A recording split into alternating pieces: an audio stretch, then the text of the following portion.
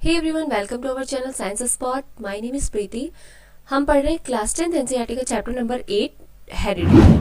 First lecture में हम लोगों ने इस चैप्टर की सारी बेसिक बातें कर ली थी। क्या ट्रेट्स होते हैं, कैसे कैरेक्टर्स होते हैं, क्या कहते हैं उन्हें, और ये सारी बातें हमारी हो गई थी। आज का लेक्चर जो है सेकेंड लेक्चर, वो आपका स्टार्ट होने वाला है यहाँ से। How do these traits get expressed, कैसे एक्सप्रेस्ड होते हैं। तो यहाँ पर इसको पढ़ाने से पहले सबसे पहले एक चीज बताना चाहूंगी आपको कि दो टाइप के क्रॉस होते हैं। मेंडल ने जो अपने एक्सपेरिमेंट में जो सबसे पहले पी प्लांट लिया था, उसमें जो प्लांट की हाइट की डिटर्मिनेशन पर उन्होंने जो एक्सपेरिमेंट किया था, वो कौन सा क्रॉस था आपका। यहाँ पर देखिए, आपकी ये बुक में जो दिया हुआ है, ये इस डायग्राम को, ये ठीक है। यहाँ पर क्या लिया था इन्होंने, दो कैरेक्टर लिए थे। एक पहला क्या था, टॉल प्लांट, और दूसरा क्या था, शॉर्ट। ठीक है, टॉल और शॉर्ट प्लांट पर था। ठीक, उसके बाद इन्होंने जब इसको क्रॉस कराया था, तो उसके बाद यहाँ पर जो सारे प्लांट मिले थे उन्हें टॉल मिले थे। तो यहाँ पर जो इन्होंने एक कैरेक्टर को लिया ना, मतलब प्लांट की हाइट सिर्फ यहाँ पर ली थी, एक टॉल एक शॉर्ट। ठीक, तो इसे क्या कहेंगे, मोनोहाइब्रिड।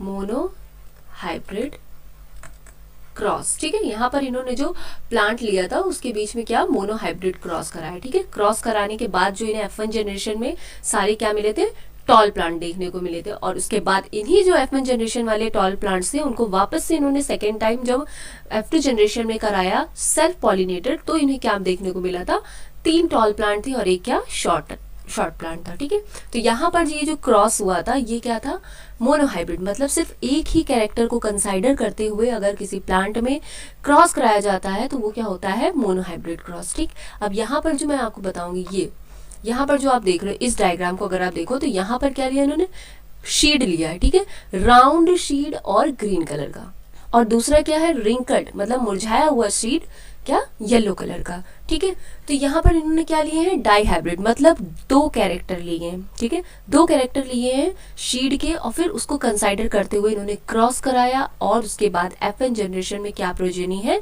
वो यहाँ पर इन्होंने डिटर्मिनेशन किया था। ठीक है, तो ये जो क्रॉस है ये क्या है आपका, डाई हाइब्रिड। ठीक है, डाई हाइब्रिड क्रॉस।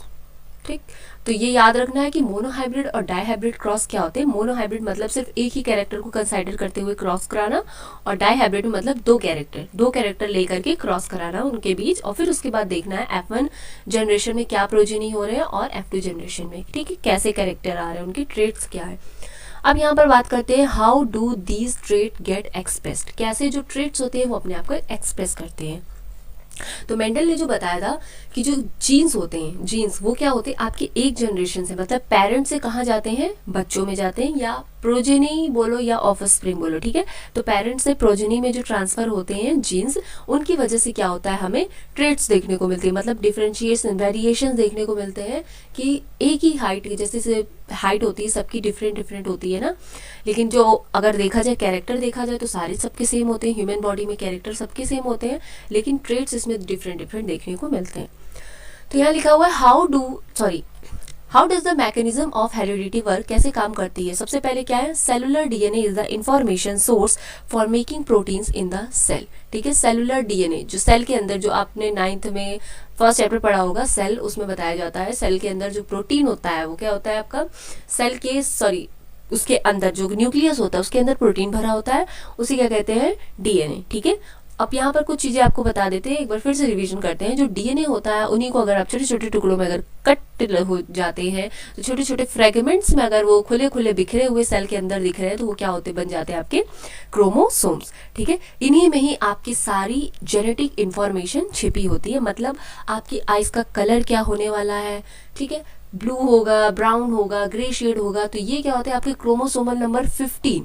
ठीक है, क्रोमोसोम नंबर 15 पर आपकी क्या होती है, आई के कलर की, वो आई कलर का जो जीन होता है वो वहां पर फिक्स होता है। ठीक है, उसी तरह हमारी ह्यूमन बॉडी में टोटल कितने क्रोमोसोम्स होते हैं भाई, 23 पेयर्स, मतलब 48 क्रोमोसोम्स पेयर वाइज होते हैं, जैसे एक पेयर, 2, 3, 4, 5। ठीक, इस तरह से क्या होते हैं, क्रोमोसोम सीक्वेंस से अरेंज रहते हैं, और हर एक पेयर पर आपकी क्या जेनेटिक इंफॉर्मेशन छिपी रहती है कि कौन सा जो ऑर्गेनिज्म है वो किस टाइप का होगा। ठीक, तो यहाँ पर क्या लिखा है, a section of DNA that provides information for one protein is called the gene for that protein. ठीक है, जो डीएनए होता है वही क्या इन्फॉर्मेशन प्रोवाइड कराता है, कौन सी, genetic information. How do proteins control the character that we are discussing here, कैसे जो कैरेक्टर होते हैं वो प्रोटीन जो होते हैं, प्रोटीन मतलब वही डीएनए में जो प्रोटीन भरा होता है जिसे कहते हैं क्रोमोसोम्स या जीन। ठीक है, जीन के अंदर होते हैं आपके chromosomes.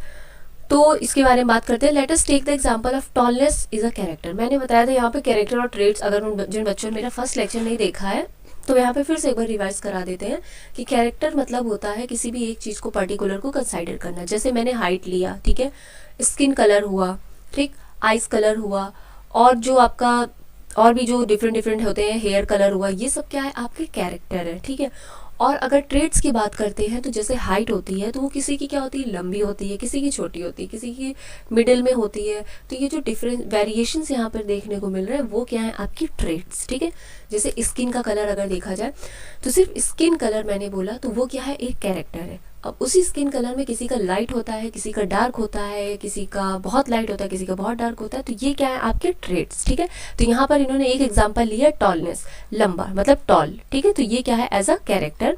We know that plants have hormones can trigger growth. सभी को पता है कि जो प्लांट होते हैं उसमें हार्मोन्स होते हैं, कौन कौन से होते हैं, जिब्रेलिन्स होते हैं, साइटोकाइनिन्स होते हैं, एब्सिसिक एसिड होते हैं। तो ये सारे कुछ प्लांट्स के हार्मोन्स होते हैं जो क्या क्या हेल्प करते हैं प्लांट को ग्रो करने में, और उसमें जल्दी से फ्लावरिंग हो, फ्रूट्स जल्दी से निकले, है ना। तो उस तरह से जैसे हमारी बॉडी में हमें ग्रोथ करने के लिए हार्मोन्स की ज़रूरत होती है, उसी तरह प्लांट में भी ग्रो करने के लिए पर्टिकुलर हार्मोन्स होता है। The amount of the plant hormone made will depend on the efficiency of process for making it.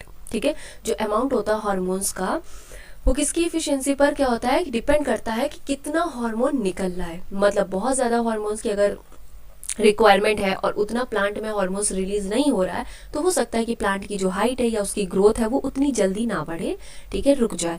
ठीक, तो consider now an enzyme that is important for this process. तो यहाँ पर कंसाइडर मतलब मान लीजिए कि कोई एक एंजाइम्स है जो यहाँ इस प्रोसेस में बहुत इंपॉर्टेंट है। If this enzyme work efficiently, अगर यहाँ पर ये एंजाइम जो है ये इफिशियंटली वर्क कर रहा है तो क्या होगा, lot of hormone will be made. यहाँ पर बहुत सारे हार्मोन जो है बनेंगे।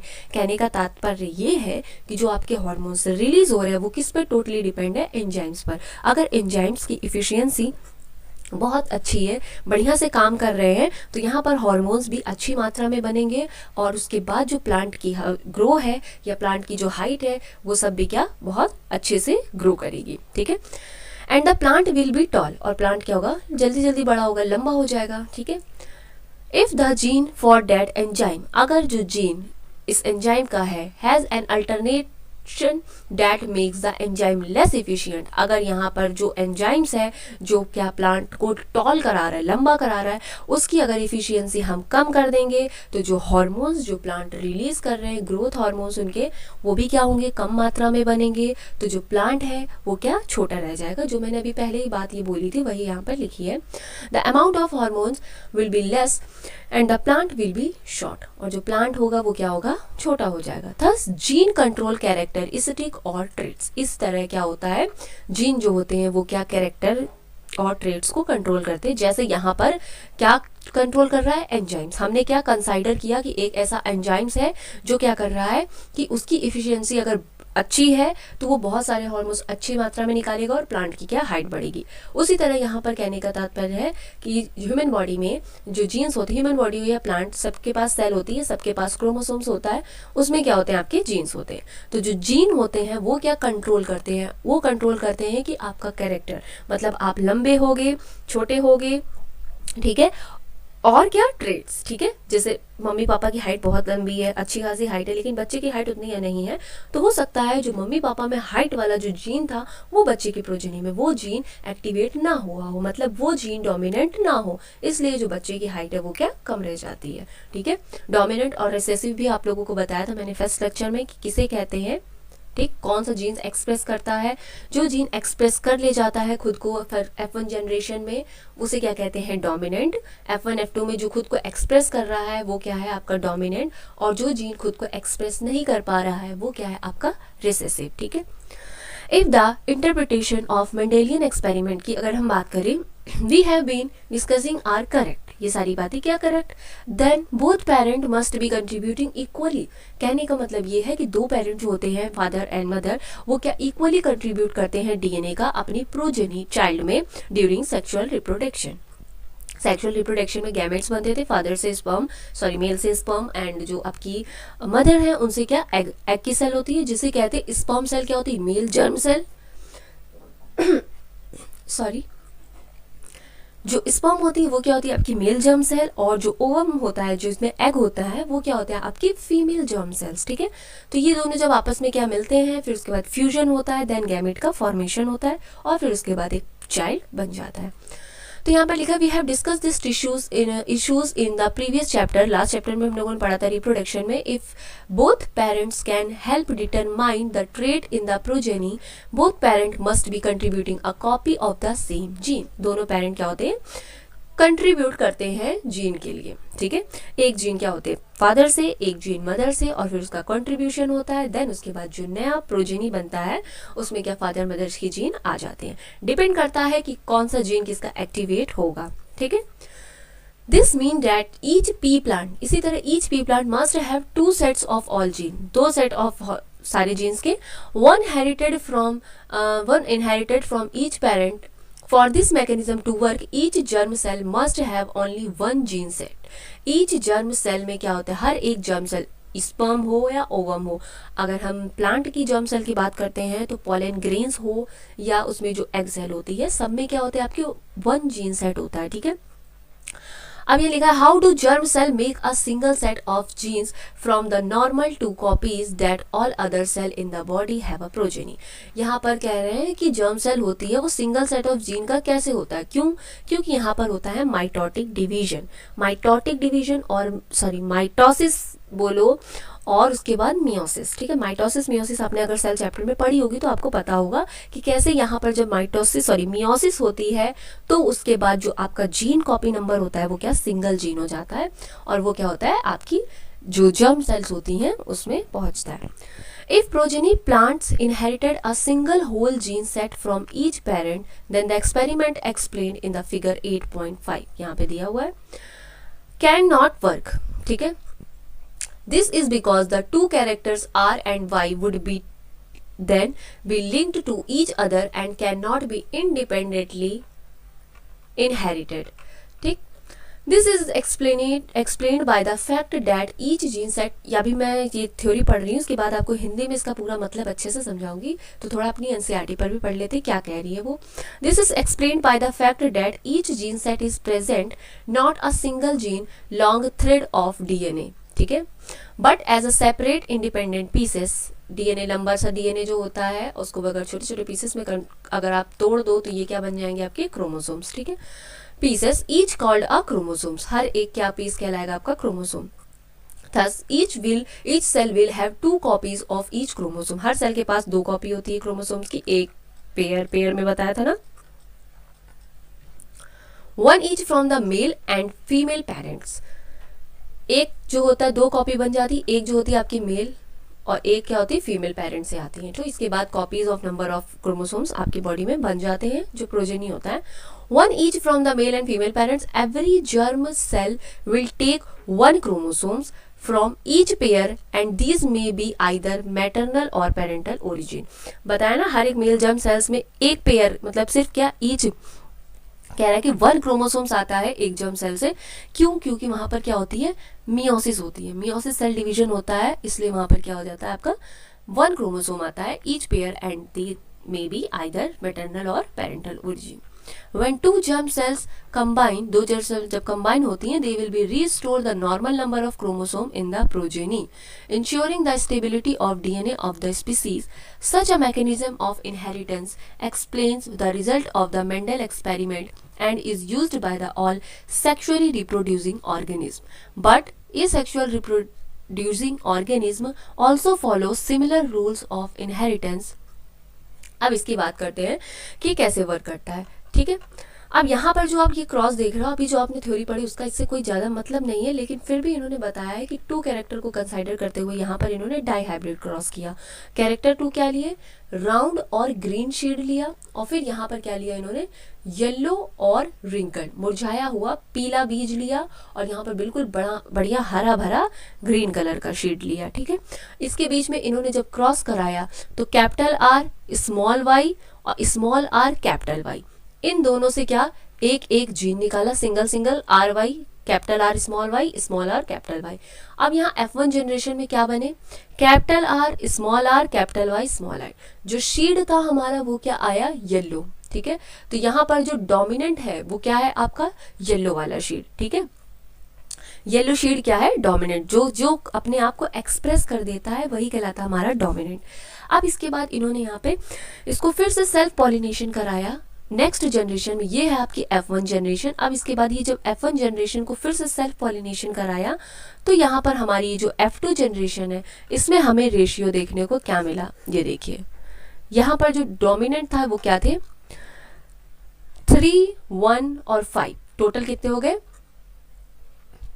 9। ठीक है, 3, 1, 5 राउंड और येलो शीट थे, टोटल 9, और क्या थे 1, 8 राउंड ग्रीन कलर के थे 3, और क्या थे रिंकल और येलो क्या थे 3, और उसके बाद रिंकल ग्रीन कितने थे 1।